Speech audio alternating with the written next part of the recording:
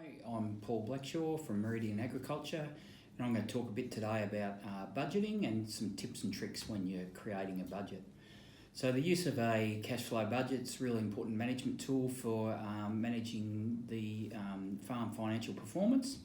But often they're pretty daunting for people who haven't really used a budget before. So I'm going to talk just quickly about some pretty simple tips and tricks that you can think about when you're developing one. So Excel spreadsheets are really our friend in this in creating the budget. The beauty about Excel is that you can create a whole heap of versions of the same budget. So you can play around with it, you can use different scenarios, and you can try and model a whole heap of different things that might impact the farm business. So for instance, you might impact a dry year, you might impact really high cattle prices or whatever, and that's by being able to save a heap of different versions of the same budget.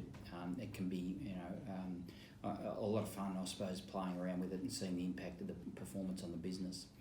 There's a lot of farm accounting software that will also allow you to budget online or on your computer, and they're also pretty useful as well. But we like to go back to the old Excel.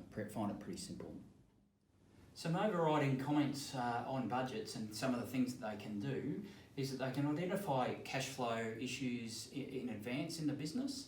And in a lot of cases, when they've been identified, they can be planned for, and a solution can often be found for those. Really useful in terms of fine-tuning the farm program, so being able to do some scenario planning and thinking about how you might change the farm business in the next 12 months. You can really understand what the impact of those changes might be on the farm's financial performance.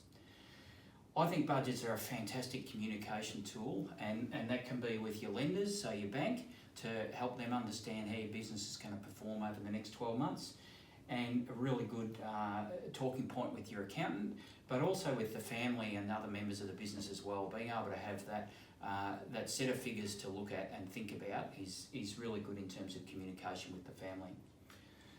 They can be reused to review performance on a quarterly basis, and that can help you influence or can help influence or change management decisions. And also, they can provide early warning signs in terms of how the business is performing.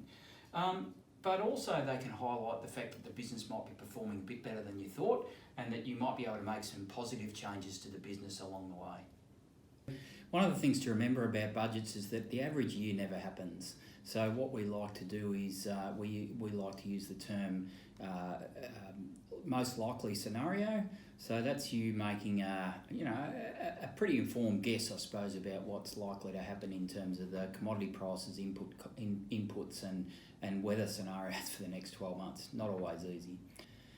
So budgets are really only as good as the information you put into them, so it's worth spending a bit of time doing a bit of the background chasing of information. But by using some of the actual performance of your business in the past is a really good place to start. But you also need to be really honest about the stuff that you're putting it into as well. So it's no good making up stuff that's pipe dreams.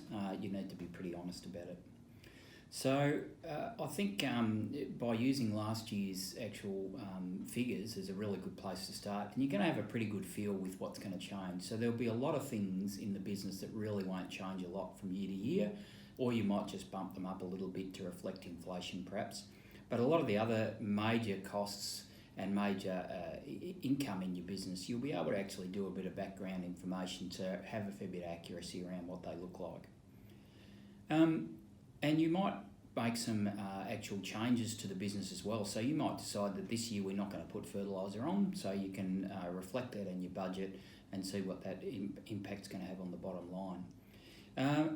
I suppose, the bottom line is not to be scared of them. You don't always have to get them right, and the more you practice them and play around with them, and over years you'll get them pretty accurate.